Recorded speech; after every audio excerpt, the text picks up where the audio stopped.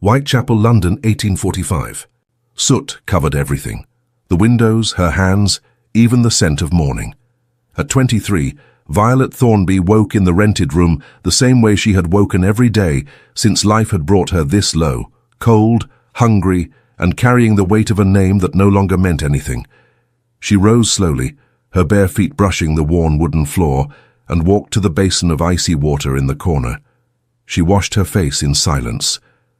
Her brown hair fell loose over her shoulders, unbound, untouched by the ribbon that once held it neatly in place. And her eyes that had once reflected chandelier light and elegant conversation, now returned only exhaustion. 2 years had passed since the tribunal. 2 years since the Thornby name stopped opening doors and began closing them instead, one after another, until nothing remained but that room in Whitechapel where soot crept through every crack and the smell of coal clung to her clothes. In the corner, resting on the single broken chair, lay the silver brooch that had belonged to her mother, the last thing they had not sold. Simon had worn it on the day of the trial, and carried it with him into death just days later. Violet looked at the brooch and felt that familiar tightening in her chest, as though an invisible knot pulled the air from her lungs. On the previous morning, her mother had woken with a high fever. The doctor had been blunt. There was nothing more he could do unless there was money for the apothecary's preparations, money Violet did not have. She drew a long breath, the cold, thick air burning her throat. There was no other choice. She would go north, to Coldmoor, to the man whose words had destroyed everything, and this time he would not remain silent. If you too cherish period stories, those that whisper like old letters and echo like longing hearts, leave your like and subscribe to the Countess's Tales. Your support allows these narratives to cross oceans and reach more souls around the world. And before you go, tell me in the comments which city and country you're watching from. It's always enchanting to discover how far our stories travel. The military court of London, convened under extraordinary measures that October morning in 1843, was as silent as a cathedral before a verdict. Because the case concerned Major Jonathan Thornby, a decorated officer with 30 years of service, civilians were permitted to occupy a small gallery reserved for family members. It was there that 21-year-old Violet Thornby sat beside her mother and brothers. She wore a dark green velvet dress, the only respectable garment she had left, her hair braided with care, her gloved hands folded on her lap. She looked every bit a lady. She still was. Major Thornby stood before the judges, straight-backed, uniform immaculate, the steady gaze of a man who had served the crown all his life without hesitation. Violet struggled to breathe. The air felt heavy, compact, thick with suspicious stares and muffled whispers. Beside her, Simon clenched his fists so tightly the knuckles had turned white. Theodore kept his eyes fixed on the floor, as if hoping to disappear. Then they called the final witness, Dominic Ashwell, Duke of Coldmoor. Violet lifted her gaze. He entered in silence, tall, broad-shouldered, dark hair combed with rigid precision, eyes a cold blue-grey like frost beneath fog. He wore black without adornment and without a single hint of ostentation. He walked as if carrying an invisible weight upon his shoulders. Simon gasped beside her, a sharp, trembling sound. The Duke, Simon's closest friend since childhood, inseparable during summers in Yorkshire, hesitated for a heartbeat when he saw him. A flicker of tension crossed his jaw before he averted his eyes with practiced restraint. It was quick, almost invisible, but Violet noticed. She touched her brother's arm, grounding him. He will tell the truth, she thought. He knows, father, he knows. But when Dominic swore on the Bible and began to speak, his voice was low, controlled, shaped with careful precision. He did not look at Major Thornby. He did not look at Simon. He answered only what was asked of him, every sentence measured, technically correct, impossible to challenge, and still not enough to save him. Violet's world tilted. Simon shot to his feet so abruptly the chair nearly toppled. The verdict seemed to come minutes later. Treason, confiscation of property, removal of honors. Violet heard her mother's sob. She felt Theodore trembling like a leaf in cold wind. But she herself could not cry. She was trapped inside her own body as if her soul had been torn out without warning. Her gaze found Dominic Ashwell.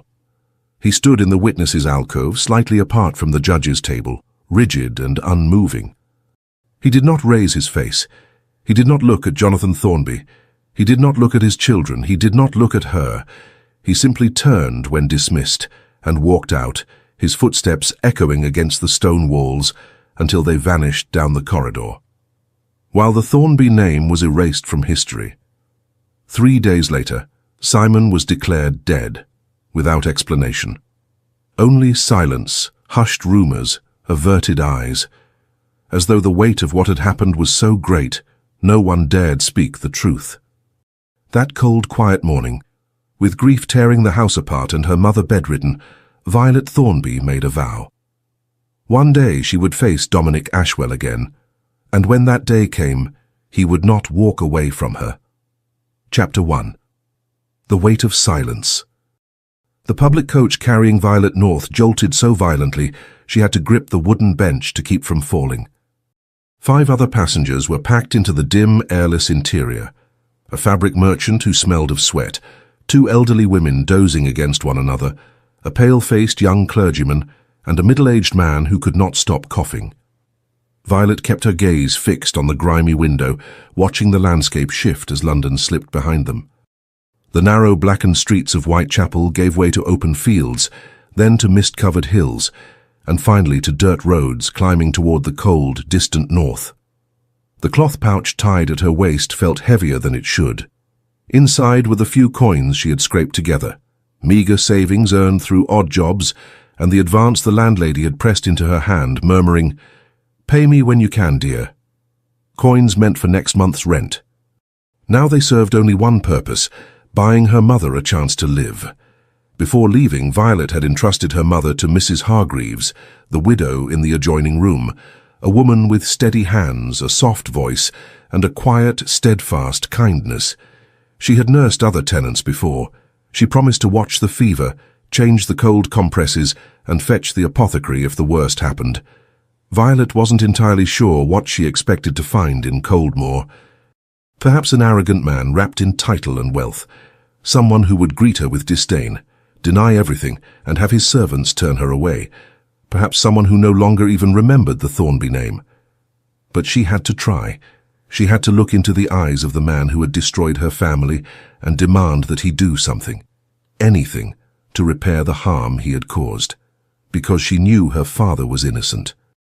With every jolt of the coach, Violet felt the weight of her mother's silver brooch tucked inside her coat.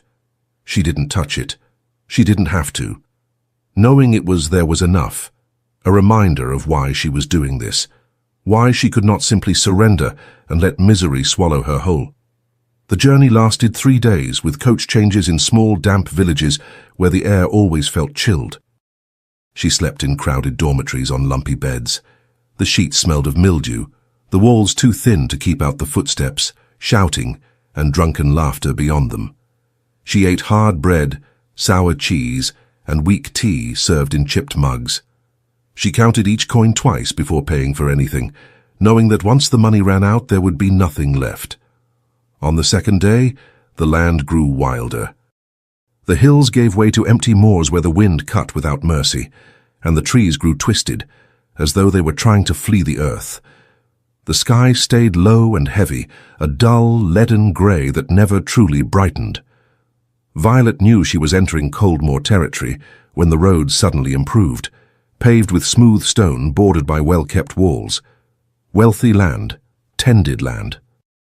Land owned by a man who had never known hunger, never slept in a room overrun with rats, never had to choose between buying bread and paying rent. By the time she finally saw the iron gates of Coldmoor in the fading light of the third day, she was exhausted, coated in road dust and shivering beneath a threadbare shawl that no longer kept the cold at bay. The estate was enormous. Stone walls coated in moss encircled the grounds, and ancient trees arched over the path like silent sentinels. In the distance, the manor rose against the grey sky.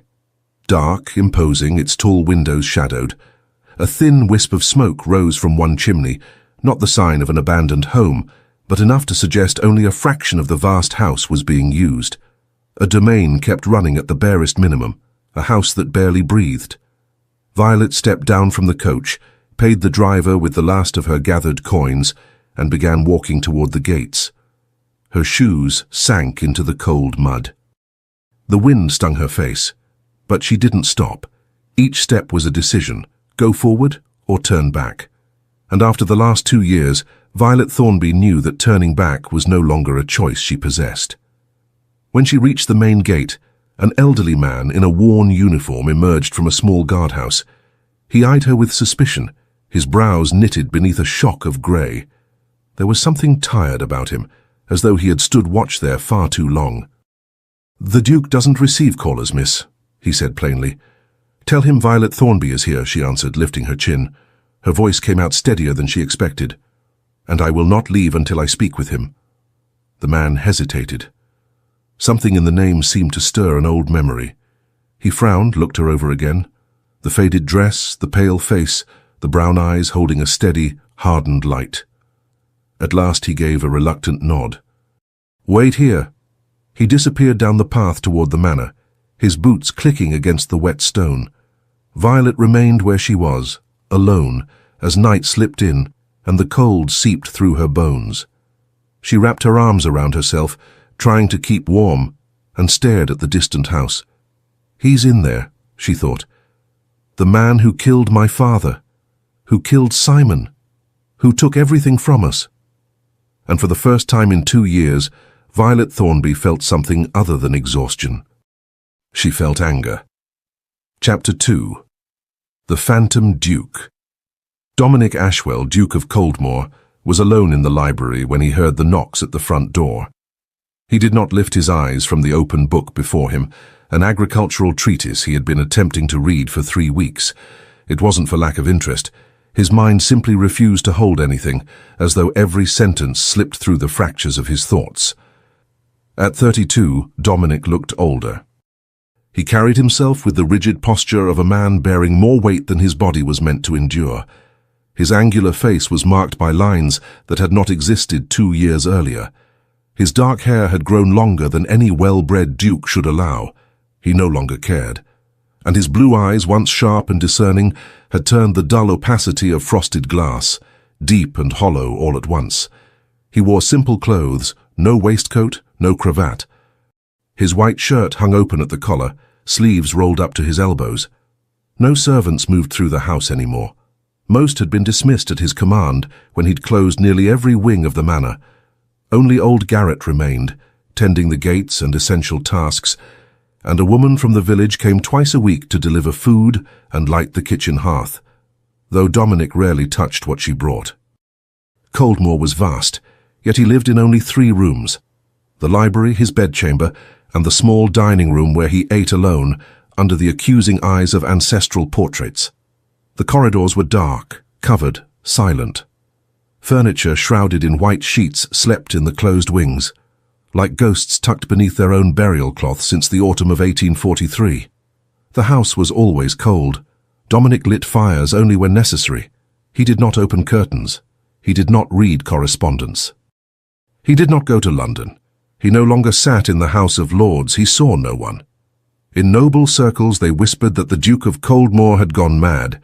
Newspapers, before they lost interest, called him a recluse. Villagers spoke of him the way one speaks of legends, the phantom duke who wandered empty halls. Dominic corrected no one, because it was true.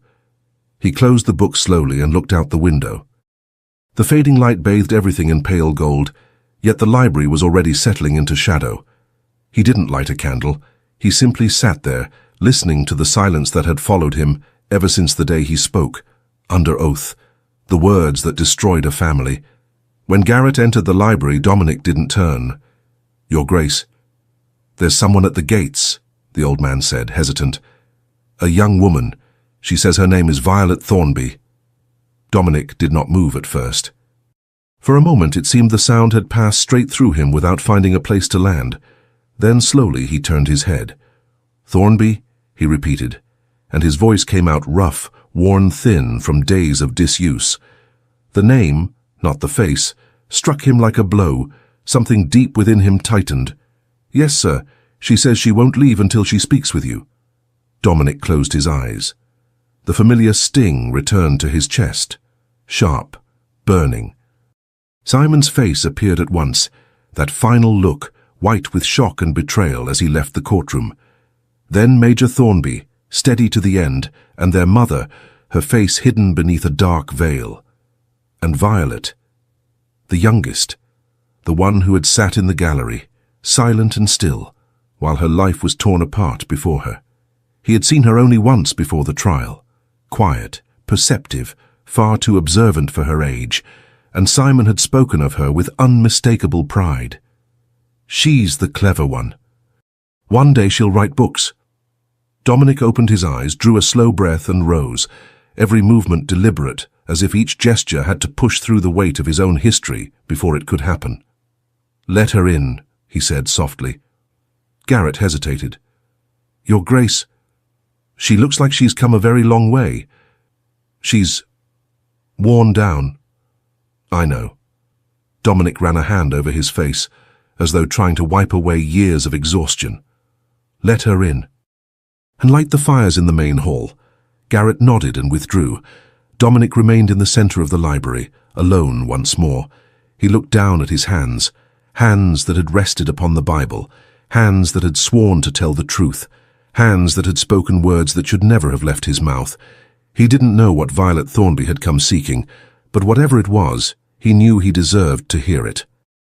Because all that remained of him now was this: to listen, to accept, to bear the weight, and never, not ever, attempt to defend himself. Chapter 3. The First Word. Violet was led down a long, shadow-drenched corridor, lit only by weak lanterns flickering against the stone walls.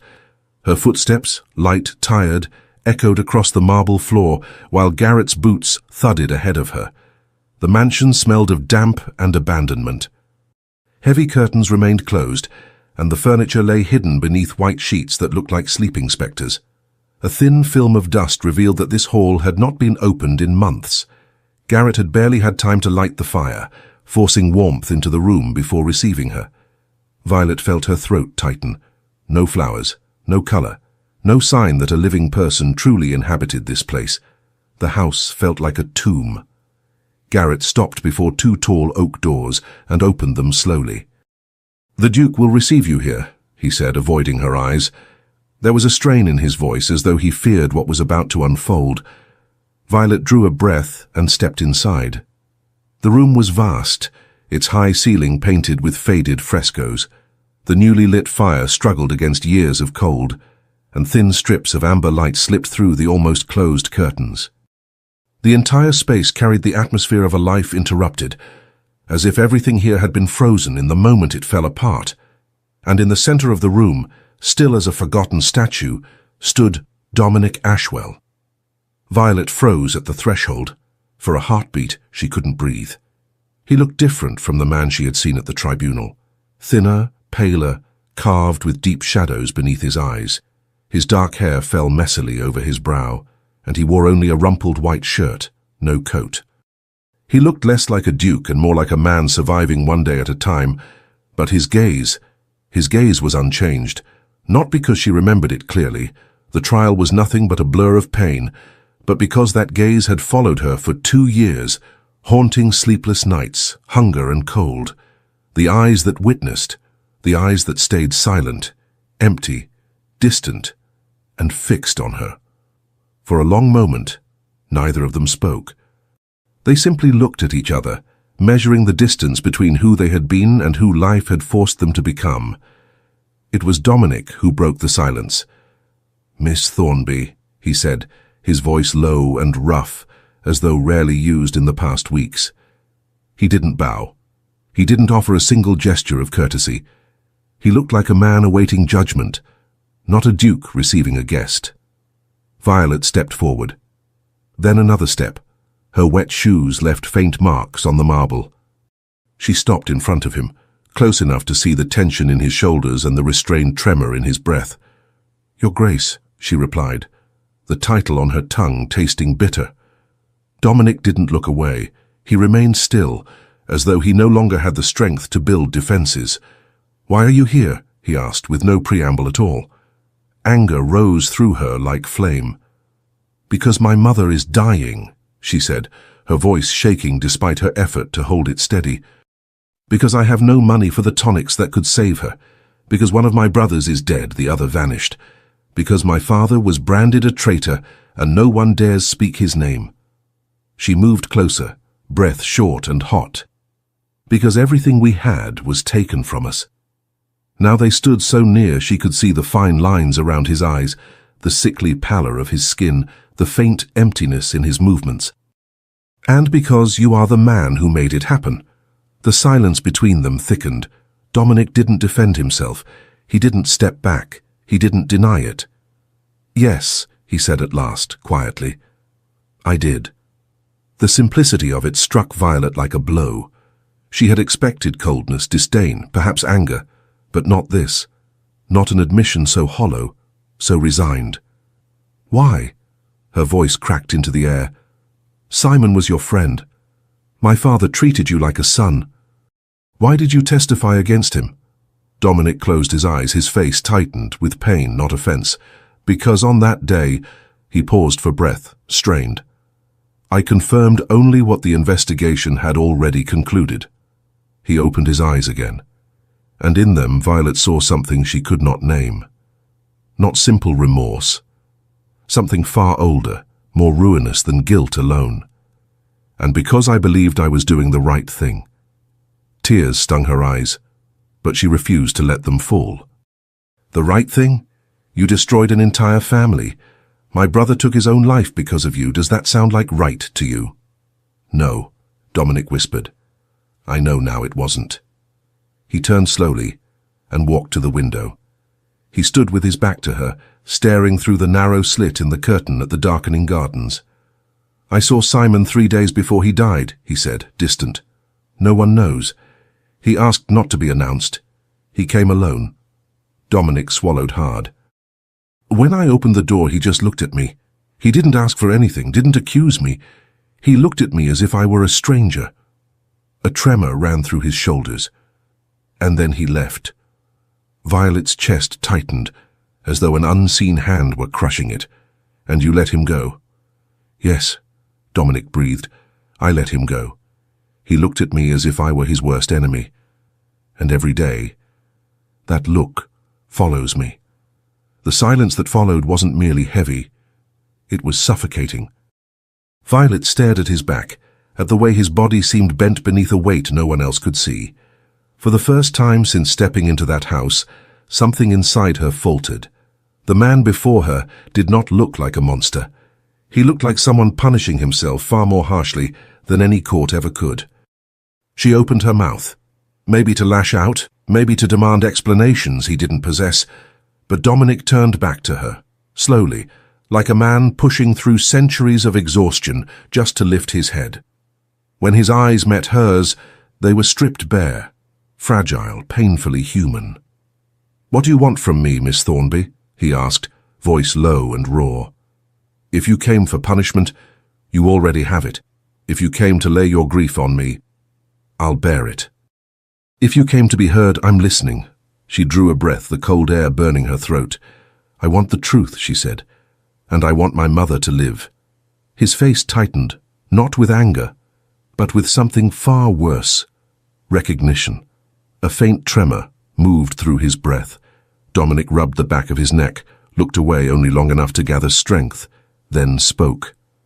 I can't give you back your family, Violet. Her name in his voice made the floor feel unsteady. I can't undo what I confirmed in that courtroom, he continued softer, but maybe I can try to repair what's left. She frowned. Repair? How? Dominic lifted his chin slowly, like a man rising before his own sentence. I will help you. Violet didn't move. The word help didn't fit him. It didn't belong to anything she had lived since the trial. But Dominic didn't flinch. If you believe in your father's innocence, his voice wavered, but held, then I will seek the truth with you. Whatever it costs, whatever remains of me. The silence that followed was not sharp like before. It had changed. It stretched between them like a fragile thread, one that could snap or bind, depending on the next breath. Violet's heart raced. "Why?" she whispered. "Why now?" Dominic closed his eyes for a single, revealing second. When he opened them, what she saw there was unshielded, a raw honesty that hurt to look at. "Because no one else will pay for what I did," he said, voice low and painfully steady. "And because if your father is innocent, then someone guilty is still out there, and I will not rest until I find who it is." The fire crackled, and something, small, fragile, terrifying, shifted in the room. Garrett appeared at the doorway, interrupting the charged air. He hovered there, hesitant, as though he feared disturbing an invisible thread stretched taut between two people. "Your Grace, should I prepare a room?" Dominic didn't look away from Violet. "Yes," he said. Each syllable weighted with something he seemed to rediscover as he spoke. "Miss Thornby will stay here." Garrett bowed and withdrew, shutting the door softly behind him.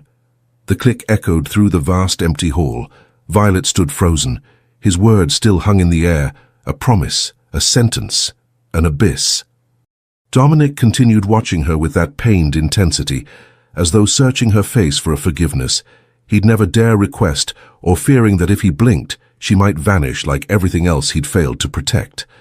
And Violet, for the first time since stepping through the gates of Coldmoor, felt something unexpected open inside her chest. Not anger, not relief, fear, not of the Duke, but of what his choice meant.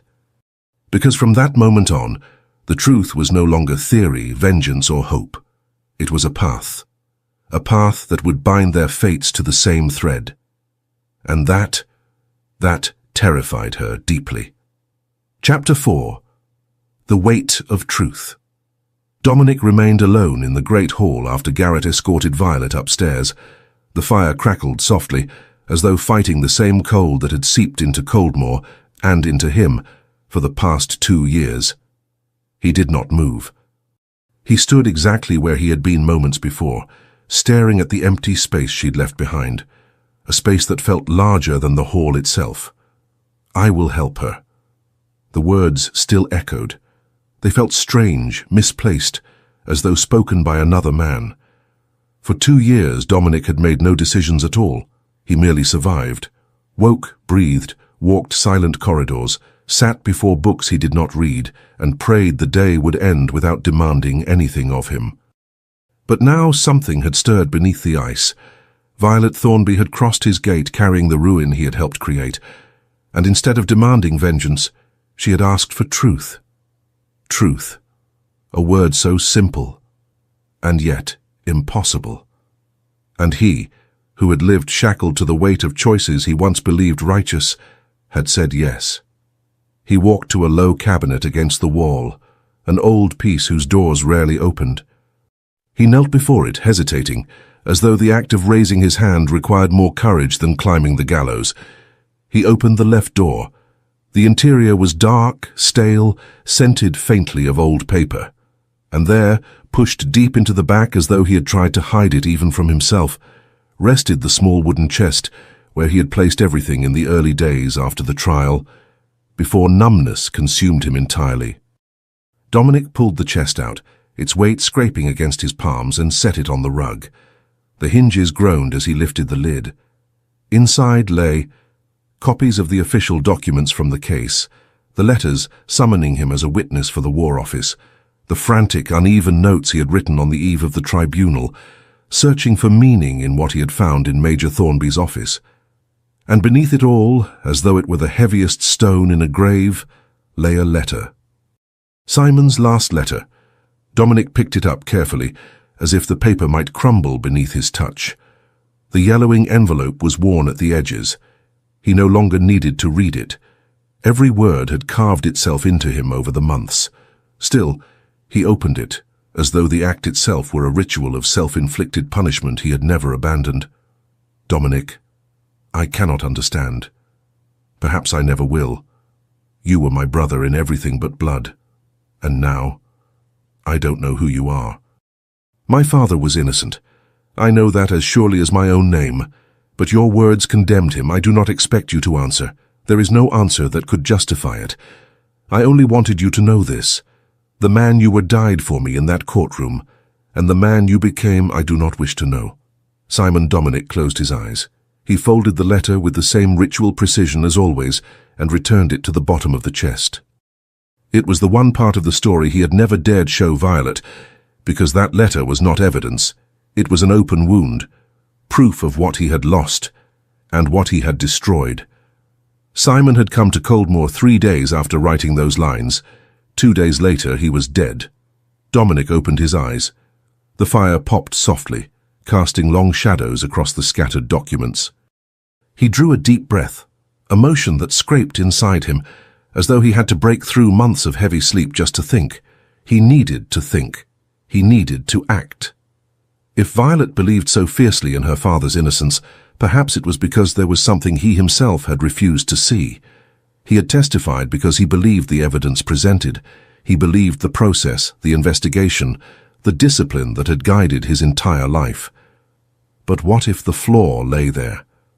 Not only in him, but in everything he'd accepted without hesitation. Violet deserved answers. Simon deserved justice.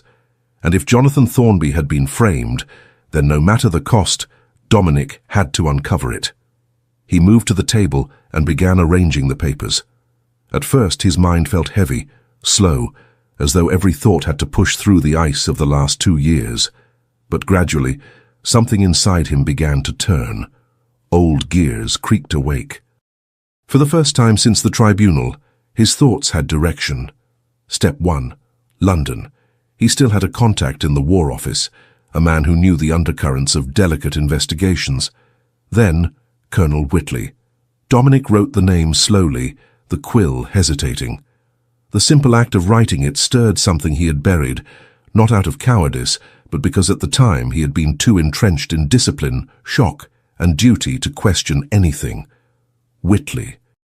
It was impossible to ignore that the colonel had been excessively present. Too present. He had led the investigation, dictated the pace of the trial, hand-picked the witnesses with near personal zeal, blocked every request for review, citing urgency, secrecy, greater interests. And when Dominic hesitated about testifying, the colonel didn't threaten him. He didn't have to. A single offhand remark had been enough. Your loyalty will be called into question. At the time, Dominic had accepted it as part of the system. Now, something in that memory unsettled him deeply. Why such haste? Why such rigidity? And why had Whitley seemed so certain, so eager for a conviction? Dominic pressed his fingers to his temples, closing his eyes for a moment. He could not yet assume conspiracy. That would be reckless. But he also could not ignore the thin, persistent crack forming in the ice of certainty he'd lived inside. And another question whispered beneath it. Did Jonathan Thornby have enemies? If he did, who benefited from his fall? Dominic opened his eyes, breathed deeply, and returned to the documents. For the first time he allowed himself to examine them with the cold precision of someone seeking patterns, not absolution. And the patterns, faint but present, were there. The papers had not simply been in Major Thornby's possession. They were arranged in places, too convenient, too precise, perhaps coincidence, perhaps not. It wasn't enough to prove anything, but it was enough to doubt everything. The candle burned down to thin threads of light, but Dominic kept working. He rewrote notes, aligned thoughts, replayed the faces of every officer at the tribunal, their rigid gestures, their silences that lasted a breath too long, their looks, which he had once attributed to his own dread, but which now held a different meaning. When he finally extinguished the candles and climbed the stairs to his room, the paralyzing weight of the last 2 years had eased. He lay on top of the bed, fully dressed, staring at the dark ceiling. The guilt was still there. It would never leave. But beside it, something new had taken root. Purpose. Tomorrow, he and Violet would leave for London, and they would not return until they uncovered the truth, whatever it was, whatever it cost. If Jonathan Thornby was innocent, Dominic would prove it, and if someone else was guilty, Then at last the weight of the dead would not rest on the wrong shoulders. Chapter 5. The Impossible Accord. Violet woke to a pale thread of morning light seeping through the heavy curtains. For a few seconds she did not recognize the room. Not the high ceiling, not the deep silence, not the strange sensation of lying on a mattress that did not collapse beneath her weight. Then memory returned in slow, inescapable waves. Coldmore, the Duke, the impossible accord. She pushed herself upright, feeling her body protest with every movement. The long journey, the cold roads, the restless nights, the fear for her mother, all of it had settled into her bones. Exhaustion felt physical, as though she had carried the world on her back. The room looked exactly as she imagined the rest of the house must be. Old, beautiful furniture, veiled with a fine layer of dust. A dead fireplace that had likely not seen flame since last winter. Curtains straining to keep the daylight out, as if the house itself feared it. Violet ran her fingers through her hair, trying to untangle what had knotted in the night. She had slept only in fragments. Every time weariness tried to pull her under, the same sentence cut through the dark like a blade. "I will help you." Absurd, and yet undeniably real. She couldn't decide what unsettled her more, the promise itself or the way he had uttered it. There had been no defense in his voice, no arrogance, no distance. Dominic Ashwell had spoken like a man already defeated, finally ready to bear the weight that had always been his. Violet pushed the blanket aside and crossed to the small mirror resting on the dresser. The reflection that met her there no longer resembled the young woman she had been before everything fell apart. Eyes sunken, face thinner, expression carved by years of loss and nights of keeping vigil. She touched her hair as though searching for traces of someone she once knew. She dressed in slow, automatic movements, pulling on the only other gown she owned, faded, worn, but clean. She tightened the shawl around her shoulders, straightened her posture, and noticed that despite her exhaustion, there was a quiet steadiness in the way she held herself. She was ready for whatever the day demanded of her. She drew a breath. She had come too far to hesitate now. Garrett knocked a short while later, announcing that breakfast had been prepared. Violet wasn't hungry, but she knew she needed to eat if she was to face what came next. As she descended the stairs, she sensed something different about the house, not in its appearance but in its air, as though Coldmore breathed unevenly, aware that someone had disturbed its years of silence. Dominic was in the dining room, a room she realized was likely rarely used, standing by the window with his hands clasped behind his back. The morning light outlined the thinness of his frame, the rigid line of his shoulders. He didn't turn when she entered. Perhaps he hadn't heard her. Perhaps he was lost too deeply in thought to react. Violet paused in the doorway, studying him.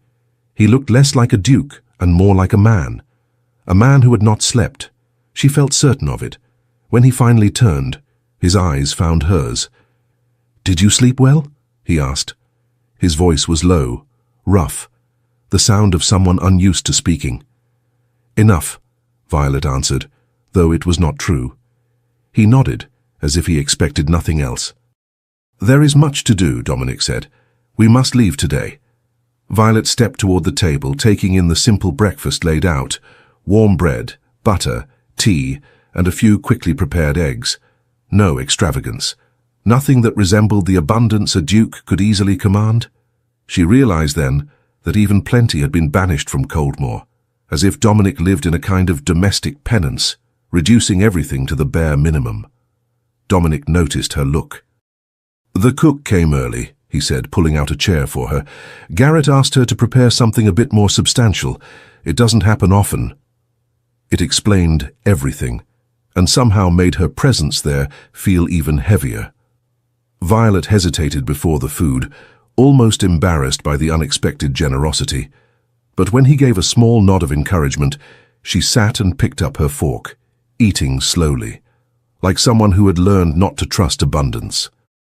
Dominic took the seat across from her but did not touch his own plate. "First," he said, opening a bundle of papers on the table, "we need to review these together. They are attachments from your father's case file." Violet straightened, gripping the stack with both hands.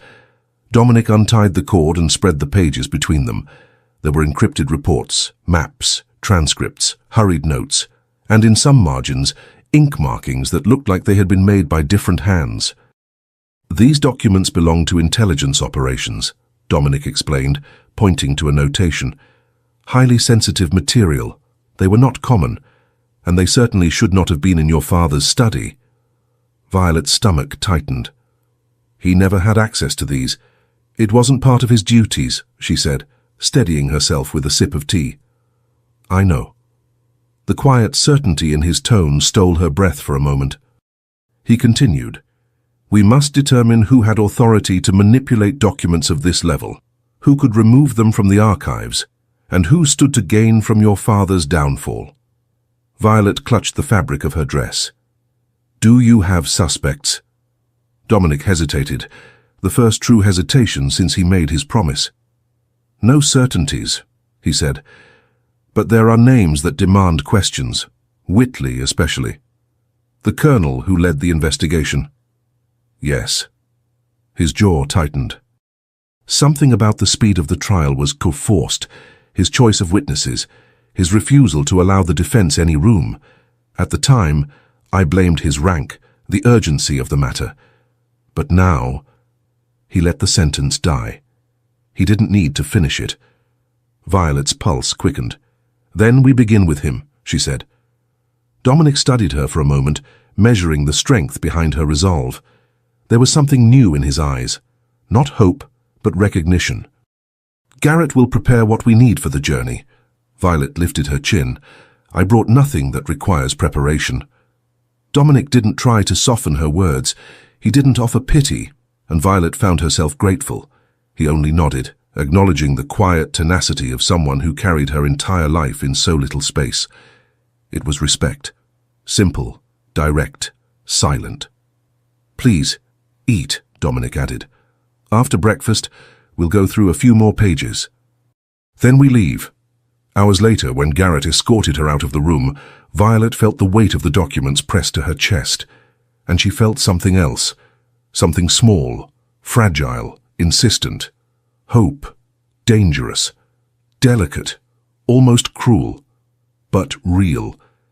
If there was any chance, to restore her father's name, to honor Simon and Theodore, then she would take it, even if it meant traveling to London beside the man who had destroyed everything she once was. The man with whom for the first time she shared a purpose, and at midday she would ride out beside him into the unknown. Chapter 6. The distance between what is said and what is meant. Dominic's private carriage was nothing like the public coach Violet had taken to reach Coldmoor. Soft leather seats, thick velvet curtains that kept out the cold, room enough to breathe without being crushed between strangers. Even so, she couldn't quite relax. It was their second day on the road since leaving Coldmoor at midday. Garrett had come with them from the start, sometimes riding beside the driver, sometimes tending the horses whenever they stopped. The night before, they had slept at an inn set off from the main road, discreet, clean, low-ceilinged, its beams darkened by years of smoke. Violet remembered clearly the way the innkeeper had watched them, curious when Dominic stepped in with a young woman in a worn dress at his side and an elderly servant behind him. 2 rooms, Dominic had said firmly, setting coins on the counter. For myself and my ward, my man will stay in the stable. The innkeeper's eyes had moved from Dominic to Violet, then to the money. At last he had shrugged, surrendering to the extra coins. Later, climbing the narrow stairs to the small room she would have to herself, Violet had felt her back prickle under stairs she couldn't see, but knew by heart. Murmured comments, silent suppositions. Garrett, however, had spent the night between the stable and the corridor, a quiet sentry. And for the first time in a very long while, Violet had the unsettling feeling that someone cared for her reputation besides herself. Now back in the carriage, seated opposite Dominic with the folder of documents on her lap, she watched the landscape shift through the window, the dark moors now behind them, replaced by gentler hills, small villages, and increasingly well-kept roads heading south toward London. Dominic sat in silence, staring at his hands clasped over his knees. There was a tension in him, Not nerves exactly, but a kind of inward bracing, as if he were slowly armoring himself to face the capital after 2 years of self-imposed exile.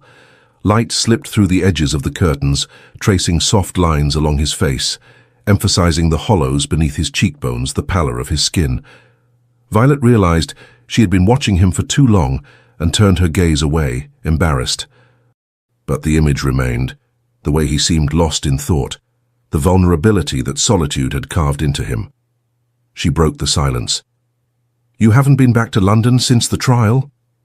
He lifted his head, blinking as if he'd been pulled from far away. When his eyes met hers, something strange shifted in her chest, not anger as she might have expected, but curiosity. Who was this man truly, beyond the Duke who had testified against her father? "No," he said quietly. "Not once." "Why not?" Dominic hesitated.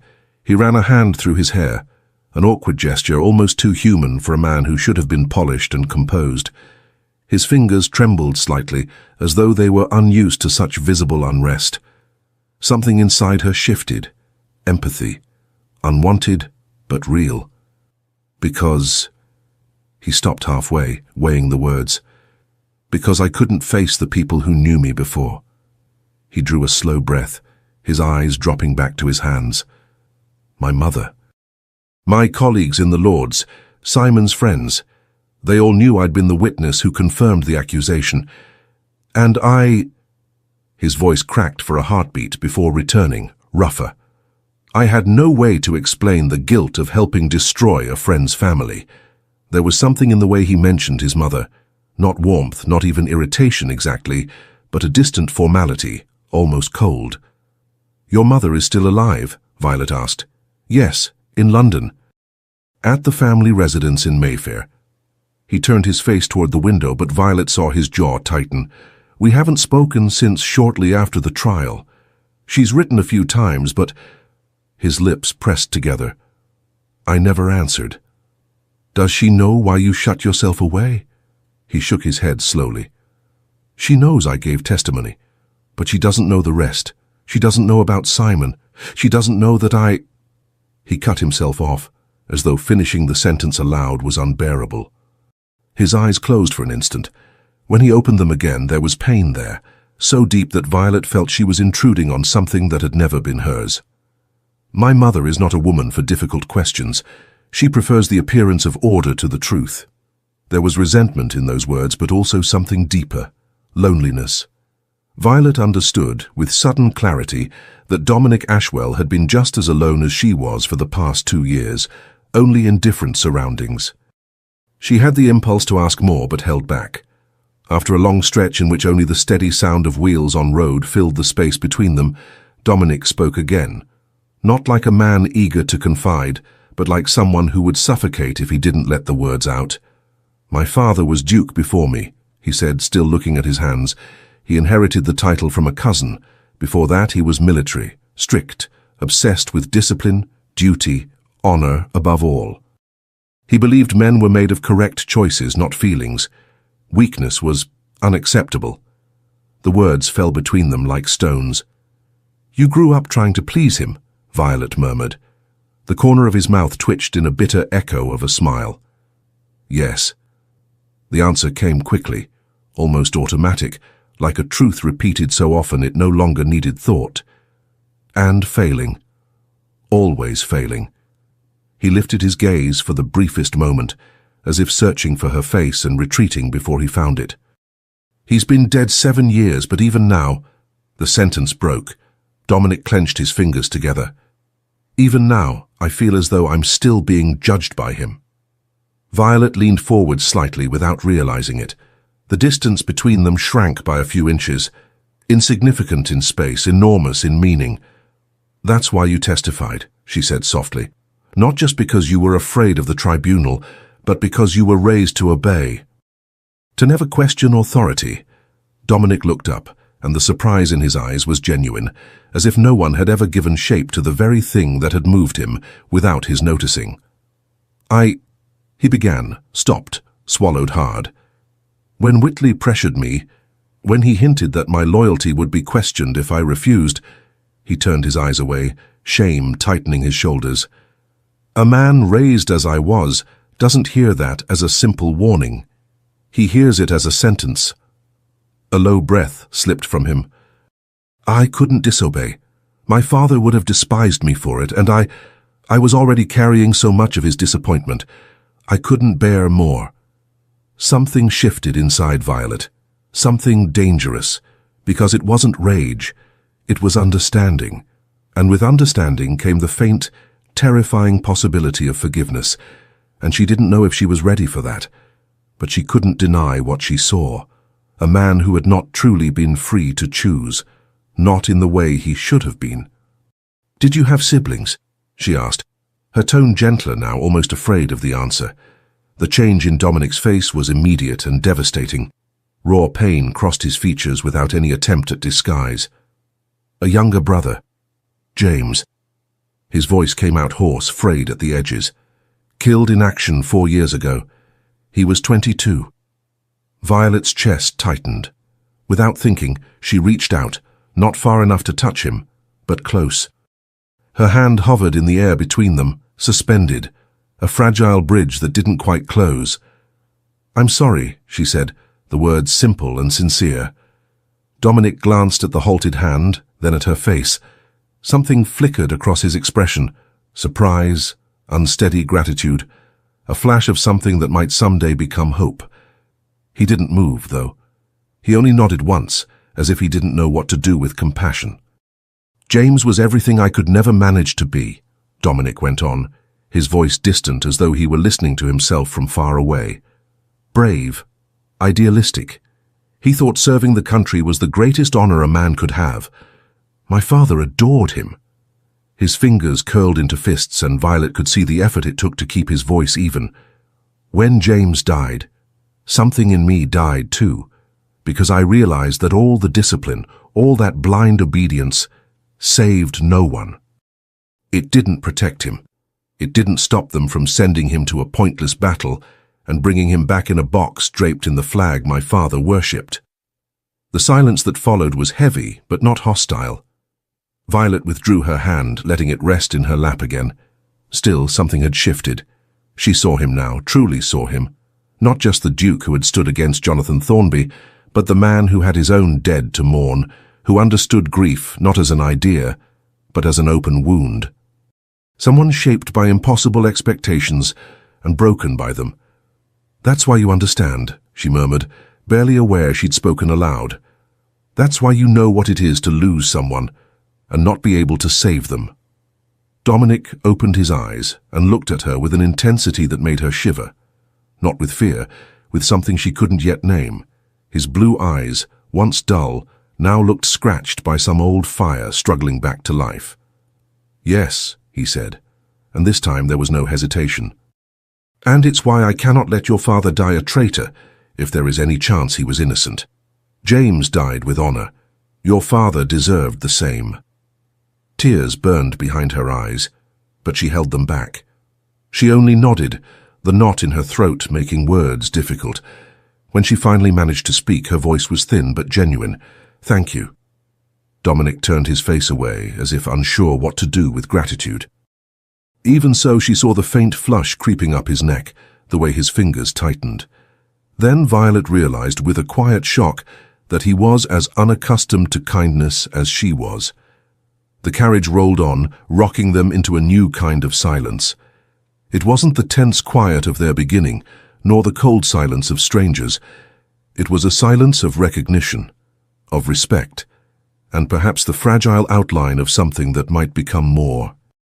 Violet allowed herself to look at him again, this time without the rigid armor of anger.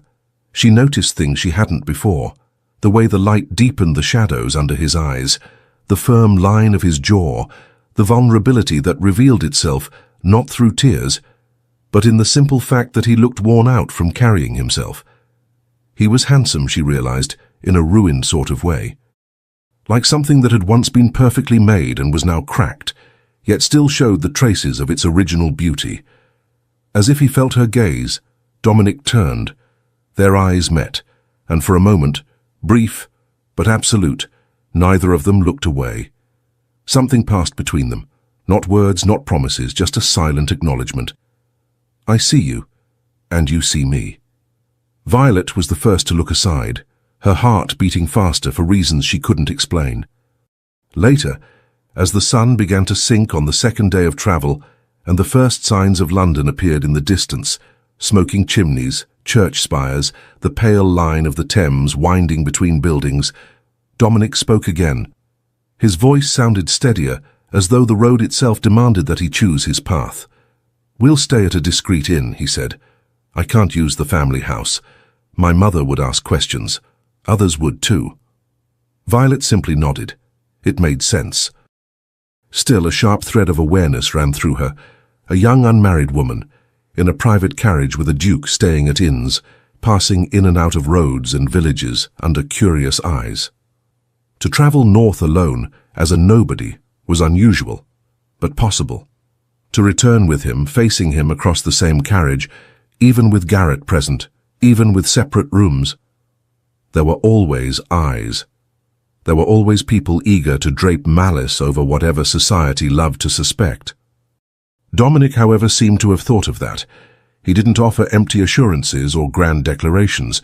He only added, in a calm tone, Garrett will stay with us. He'll handle the arrangements if you prefer. No one needs to know who you are. In the simplicity of that sentence, there was more protection than in any elaborate vow. Violet felt her chest ease, just a little. And tomorrow? She asked, her voice low but steady. Dominic looked at her, and there was something new in his eyes.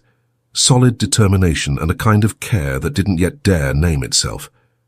Tomorrow, he said, we begin the investigation in earnest.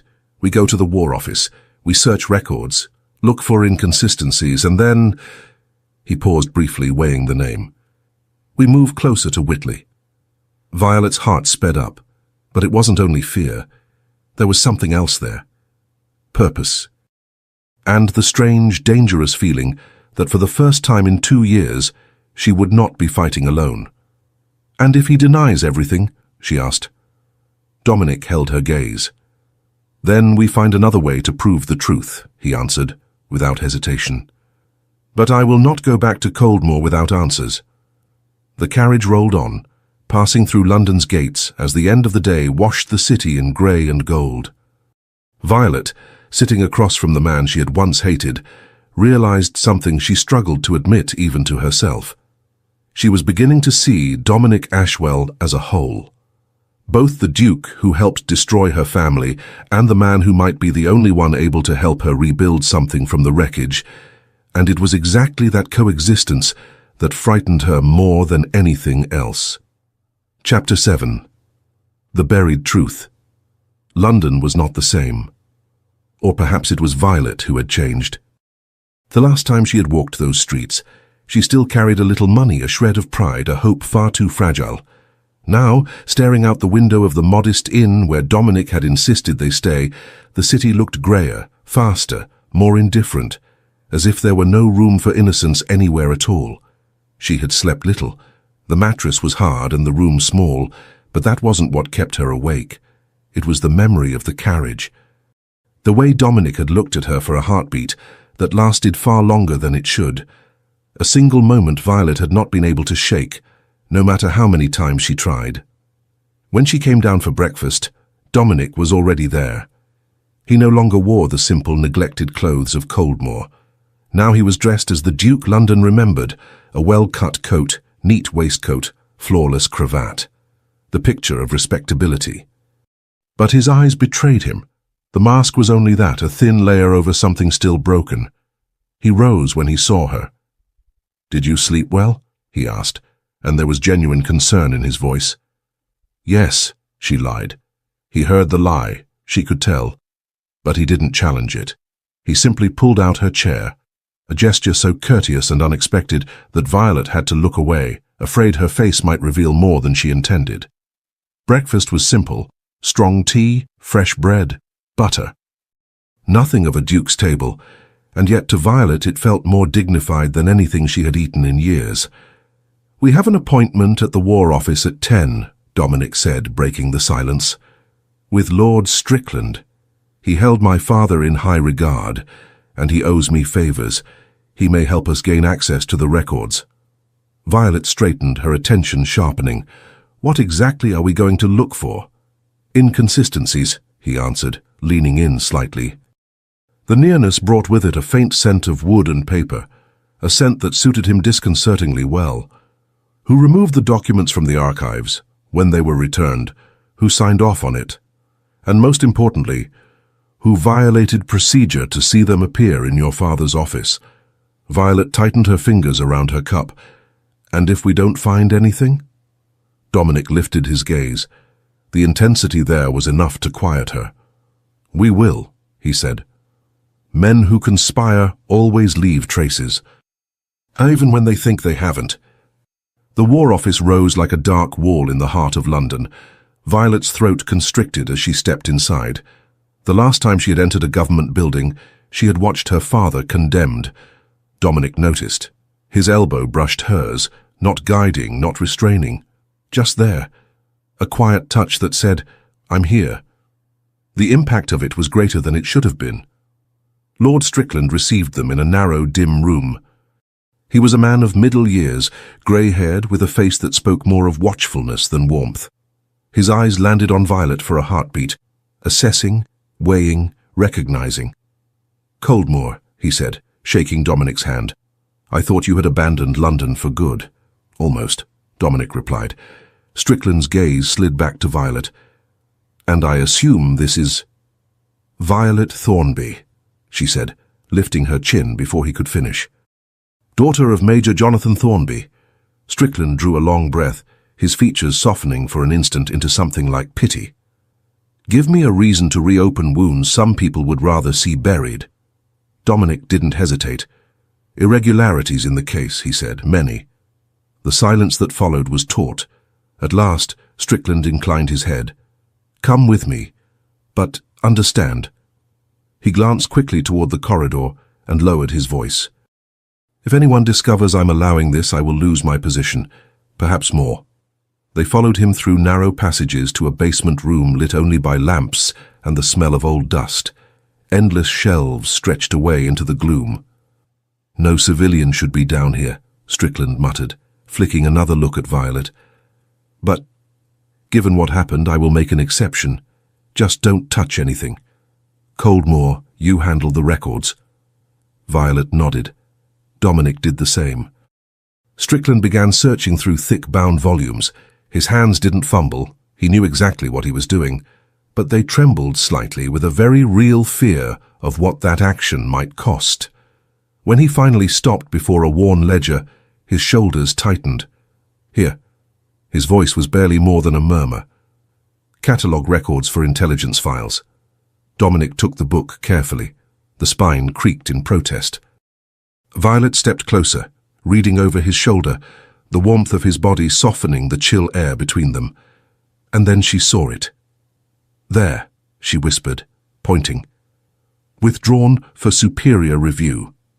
3 months before the trial. But it doesn't say by whom." Dominic turned the page. "And returned only 2 days before they were found in your father's office." His brow furrowed.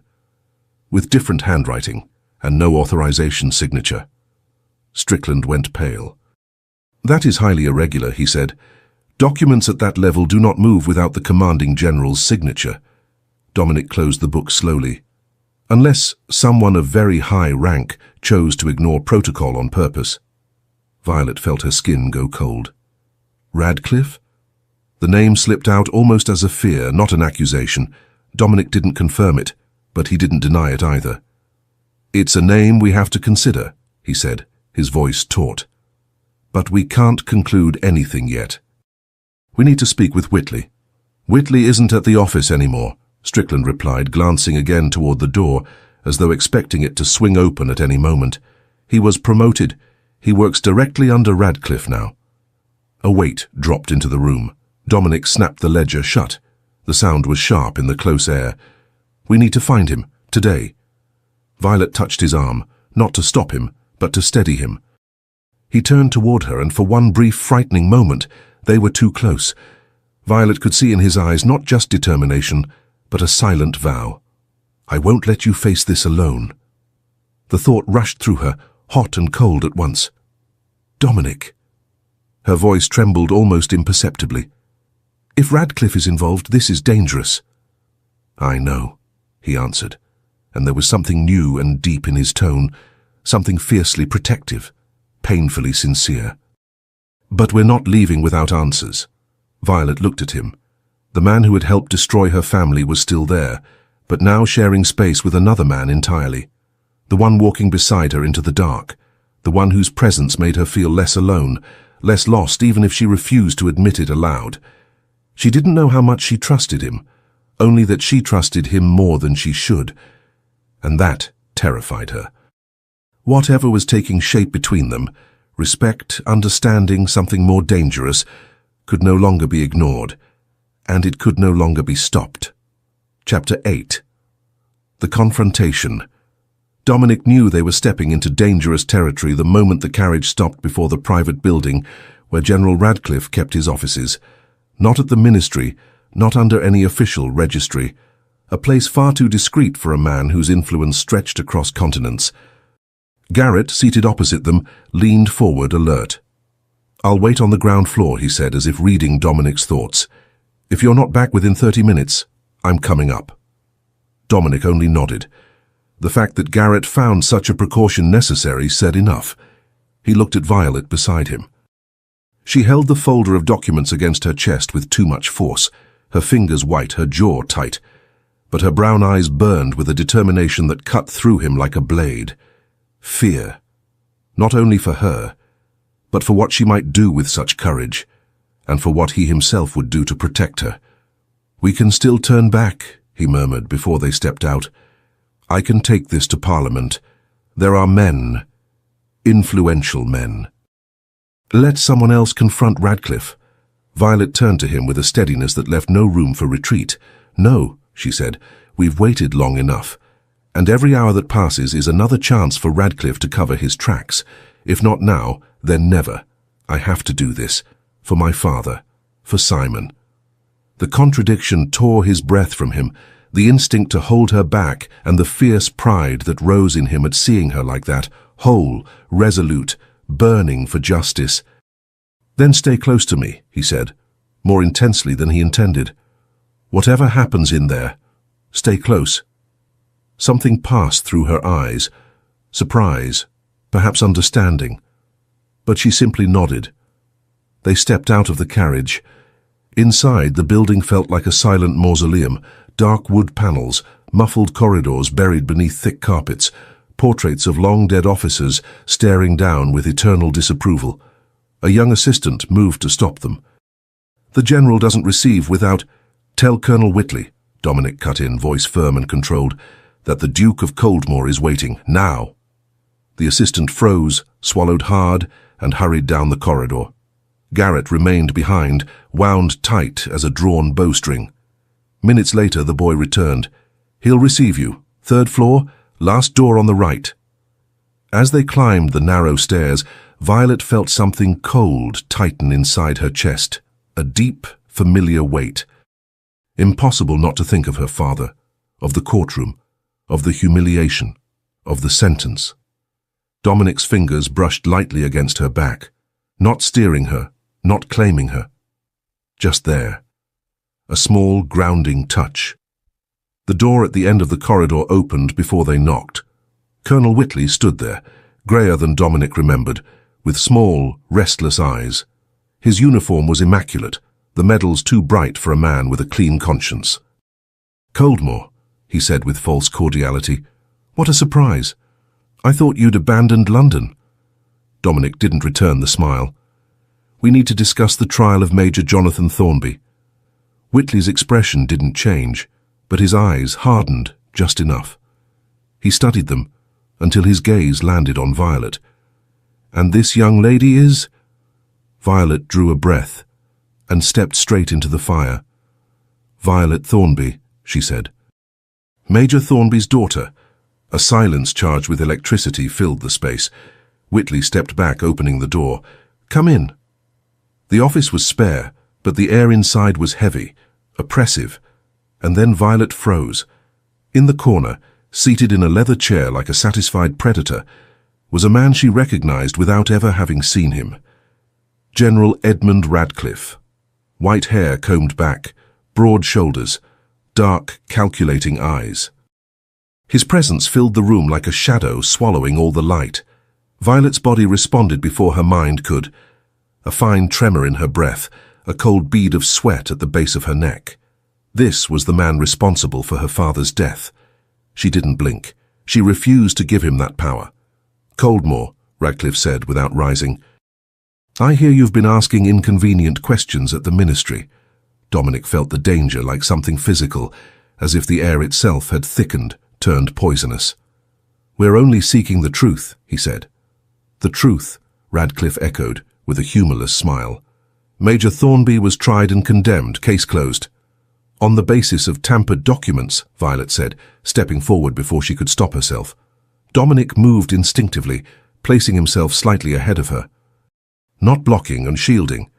Documents removed from the archives without proper signatures," she continued, "and returned only days before they were found in my father's office." Whitley inhaled sharply, the short, tight breath of a cornered animal. Radcliffe didn't move. "These are dangerous accusations," the general said, "for the one making them." "They're not accusations," Dominic said, opening the folder. "They're facts. We have records showing serious irregularities, and retired officers prepared to testify, if necessary." A lie, but a lie shaped like military truth, something his father had taught him well. Radcliffe tilted his head, assessing. "Whitley," he said without looking at him. "Explain." The colonel paled but kept his chin up. "The procedures were followed," he said, "all within protocol." Dominic stepped forward. "There are missing signatures, anonymous entries. Documents removed under superior order with no superior listed." Whitley wavered, struggling for control. "Routine checks. Nothing more." 3 months before the trial, Violet countered, "and returned only 2 days before appearing on my father's desk? You expect me to believe that?" Whitley's hands curled tight. Thornby was looking into sensitive matters. Too much information in the wrong place can destroy careers. "So you destroyed his," Violet snapped. Radcliffe took one step, just one, and the room fell silent. "Enough," he said coldly. But Whitley understood, in that exact moment, that Radcliffe would not lift a finger to protect him. And when a man realizes he's been abandoned, he claws for survival. "Thornby found suspicious movements," Whitley said, his voice urgent, trembling. "He wasn't a traitor, he was a fool. A loyal fool who didn't know when to stop."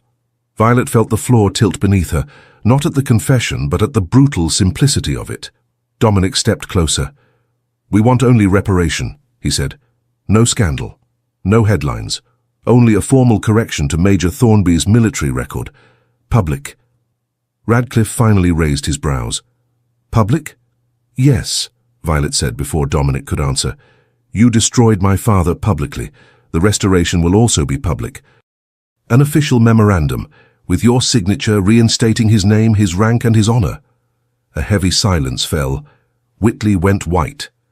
Radcliffe studied Violet for several long, unreadable seconds. "And if I refuse?"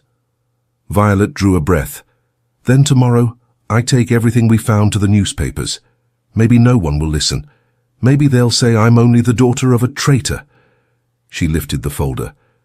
"But doubts will spread, rumors, questions. And rumors, General, are the one thing that stains a powerful man faster than the truth." Radcliffe didn't move, but something in his eyes shifted. Cold calculation, danger, absolute ice. He walked to the desk, pulled out a sheet, and wrote, "Not a confession, not guilt, but enough." In light of recently identified inconsistencies, the military record of Major Jonathan Thornby is hereby reinstated, and the charge of treason suspended pending further official review. He signed it, turned the page, held it out to Violet. It was victory, not the way she dreamed it, not as complete as she deserved, but victory nonetheless, not safety. "Now leave," Radcliffe said. "And remember, Duke, Reputations are fragile. Yours. Hers. They left. In the corridor, Violet noticed them. 2 assistants who had not been there moments before, watching, tracking them. Garrett waited at the base of the stairs, standing like a shield. Only when they finally stepped outside did Dominic release the breath he'd been holding. Violet was shaking, not from fear, but from exhaustion, from fury, from relief that burned from within. Dominic pulled her into a narrow alley, away from carriages and curious eyes. He didn't think. He simply wrapped his arms around her, and this time Violet didn't fight anything. She let herself fall against him, her body finally understanding it could break. Dominic felt her trembling, heard the muffled sound of a swallowed sob, and something inside him, something he had tried to smother for weeks, unfurled, hot and uncontrollable. He held her tightly, gently, completely. "You were magnificent," he murmured into her hair, "and I will protect you, I promise."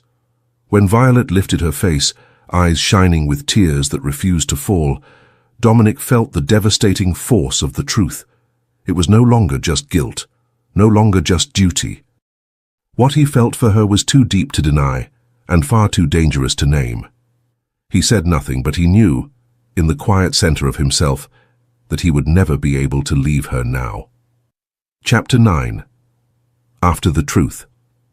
Violet couldn't take her eyes off the declaration in her hands, the sheet that finally cleared her father's name, and yet it wasn't the document that made her tremble. It was the memory of the moment Dominic had held her in the alley behind Radcliffe's building. The moment when Garrett, discreet and wordless, had stepped away to grant them a privacy neither of them had asked for. His arms around her had been steady, but never possessive, gentle but not fragile.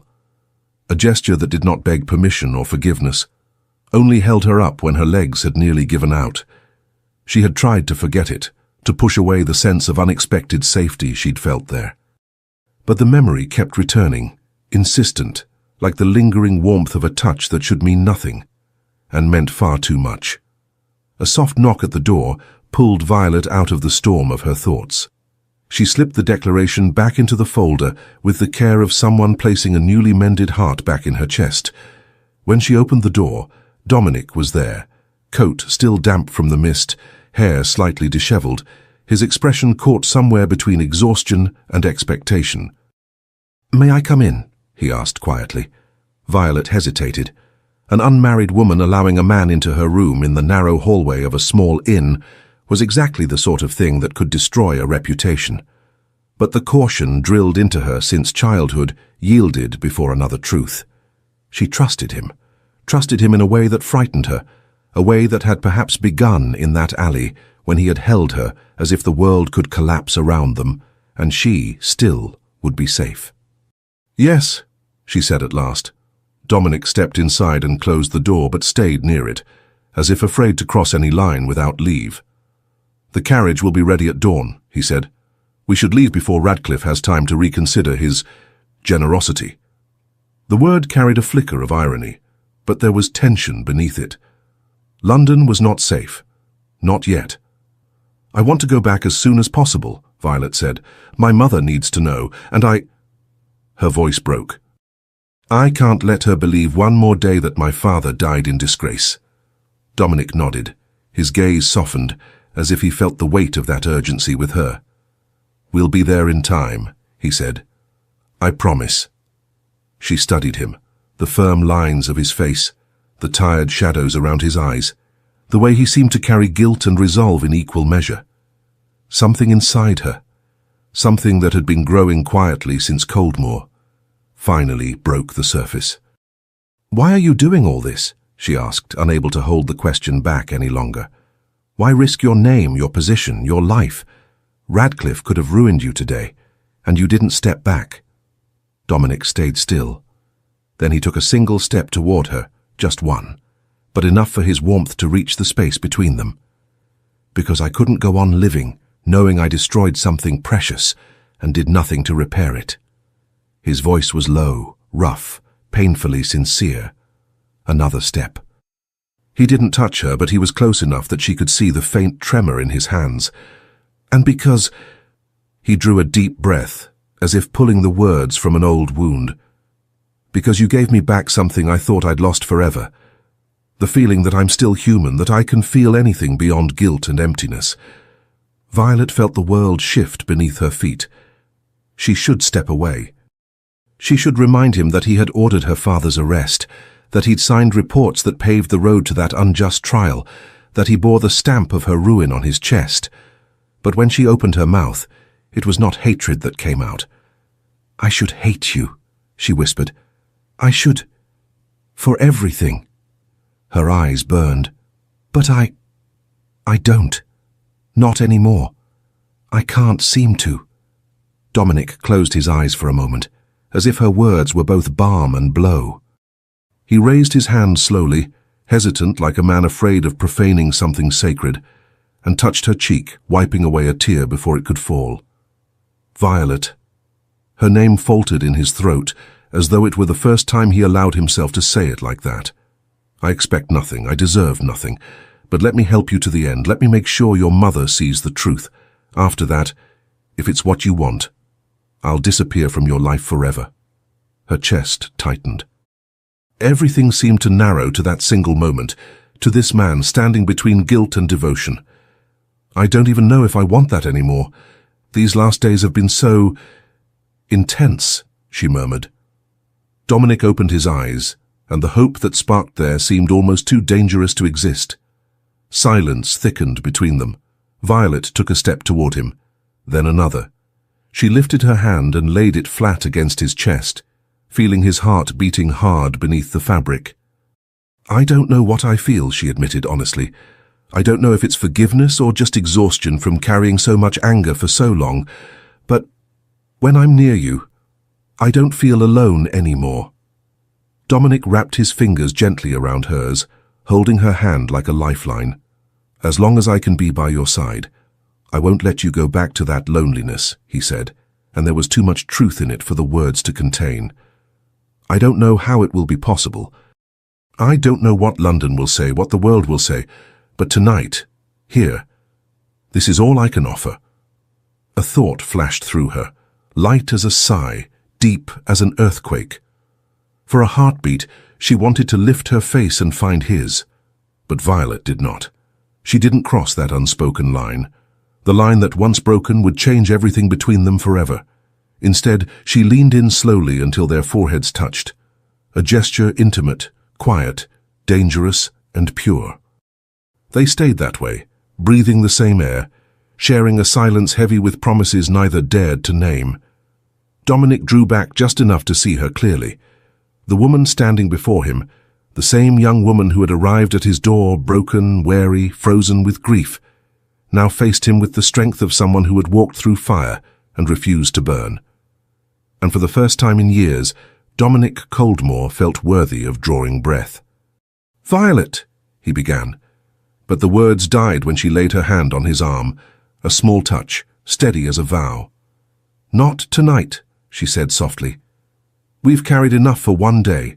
Tomorrow, the rest will come." It was so simple, so devastating, so powerful.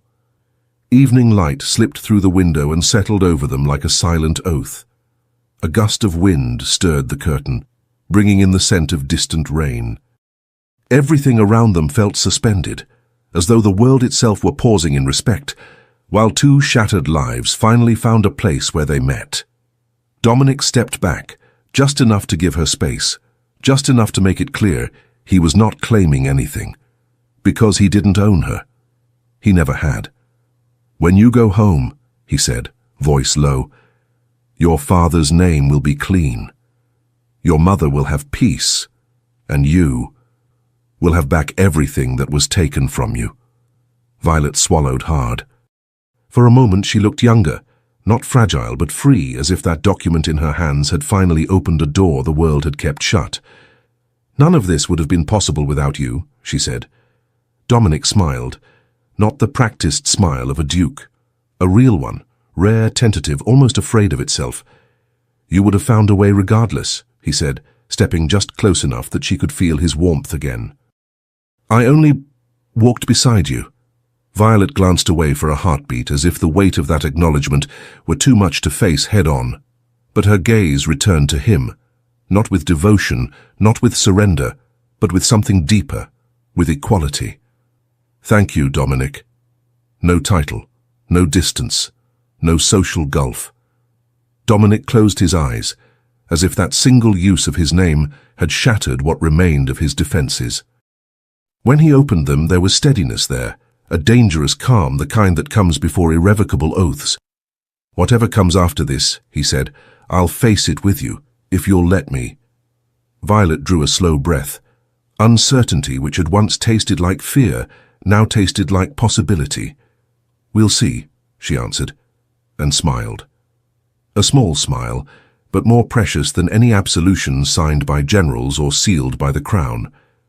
Dominic inclined his head, a quiet, almost reverent bow. Then he opened the door. The warm light from the hallway framed his silhouette, tall, contained, marked by guilt and courage, and something he had once believed himself incapable of feeling again. Before leaving, he looked back. "Rest, Violet," he said. His voice was soft, like a vow spoken in the dark.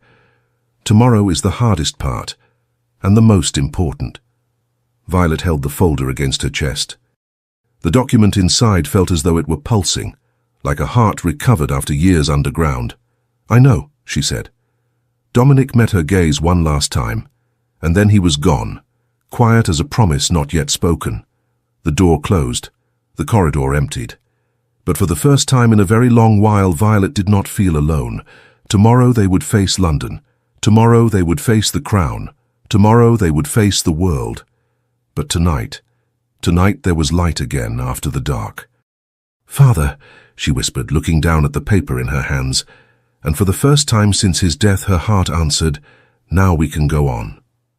Epilogue. Coldmoor, spring of 1846. Coldmoor was coming back to life, and quietly Violet was too. The gardens that once lay forgotten now bloomed with renewed strength. Curtains, which for so long had filtered nothing but shadows, welcomed full daylight. Hearths that had slept cold for years now warmed the corridors. Rooms that once smelled of abandonment breathed again. Garrett supervised a growing staff downstairs, and something unthinkable months before, laughter drifted freely through the house. Violet's mother had died 3 months after their return from London, but she had died in peace. Violet had arrived in time to hold her hand, in time to show her the declaration signed by Radcliffe, confirming at last that Jonathan Thornby had never been a traitor. In time to see, in those tired eyes, a serenity Violet had thought lost forever. The agreement with Radcliffe remained. No public scandal, no headlines, no reopened trials. For now, the truth demanded silence. Dominic had explained, calmly, firmly, with the honesty Violet had learned to recognize, that full exposure would reignite military hostilities, place Theodore in danger, and might even sabotage the very restoration Violet had fought so hard to achieve. She wrestled with that for days. She wanted her father's honor shouted to the world, but in the end she understood. The truth existed, written, preserved, alive. And when it was safe, it could rise to the surface. Quietly, official letters began circulating through trusted offices. Questions, whispered ones, found their way into the right circles. Slowly, almost imperceptibly, the Thornby name stopped carrying disgrace. It became a symbol of justice corrected, even if only in hushes. And then, weeks before spring, the Crown's response arrived. Partial restitution of the confiscated lands and the formal reinstatement of Jonathan Thornby's name. Not all they had lost, but enough for Violet to breathe again. Now she knelt in the garden bed she had tended herself. Daffodils, tulips, and violets pushed through the soil. Sunlight warmed her back without bringing memories of Whitechapel. Not this time, not anymore. She heard measured steps behind her. She didn't need to turn to know who they belonged to. Dominic stopped at her side, hands in his pockets, the warm morning light catching in his eyes. "It's beautiful," he murmured. "It's blooming again," she corrected gently, lifting her face toward him. There was so much in that look. 6 months of living side by side, long conversations in the library, comfortable silences over breakfast, hands brushing until the brush became habit, and then necessity. The wedding had been small, quiet, held in Coldmore's chapel, with only a handful of witnesses and flowers picked from their own garden. Violet wore her mother's silver brooch, stitched into the lining of her dress, a thread of memory kept close to her heart. Dominic dressed with elegant restraint, nothing like the broken man he had once been. His mother had not attended, still in London, still bound by the social decorum that refused to approve such a match, but she sent a formal letter wishing them happiness. For Dominic, that letter had been the first step toward reconciliation. Discreet but sincere. Life did not need to be loud to be true. Dominic held out an envelope. "Letter for you," he said, "from abroad." Her pulse leapt. She recognized the handwriting instantly. Theodore. She opened it with trembling fingers. "I read something in the papers that reached Boston. Not the full details, but enough. There are doubts now about Father's trial, questions being asked. I know it was you.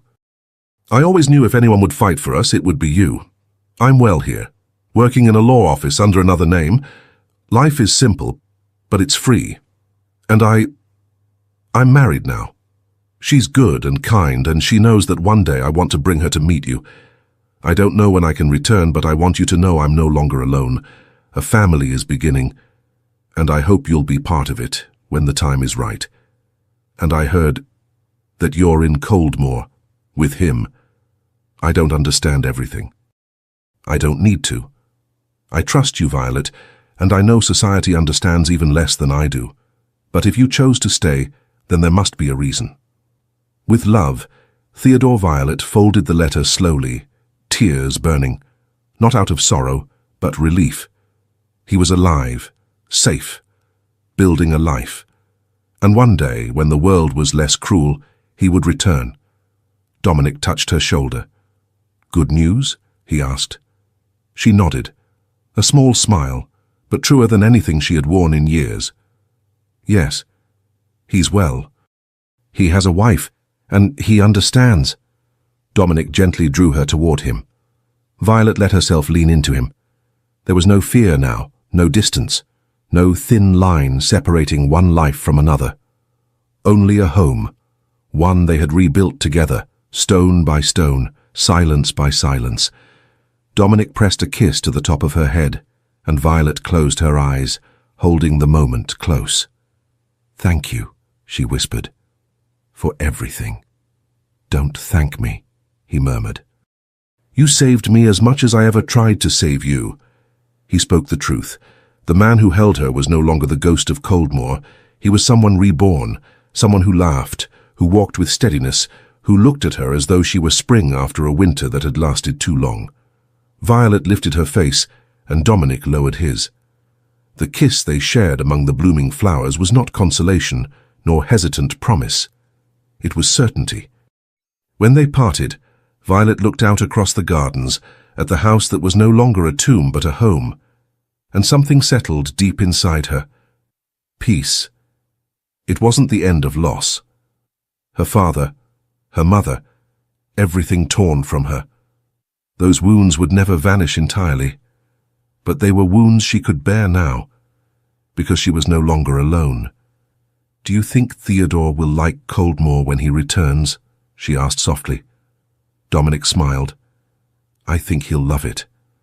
Especially if you keep transforming the place." She intertwined her fingers with his. "Shall we go in?" he asked. "Garrett is in the study, and the cook has prepared tea." Violet nodded, and together they walked back toward the house. For the first time in many years, Violet Thornby did not look back, only forward, toward the future she had built, against every odd, with the man who had once destroyed her world, and who had now become her world. Thank you for staying with me until the very end of this story. If this journey moved you, even just a little, I would love to have you here for the next one. Don't forget to like the video and subscribe to the channel. It helps these tales reach more hearts, and it means more than you can imagine. Until our next chapter, May your days be gentle and your nights filled with stories worth remembering.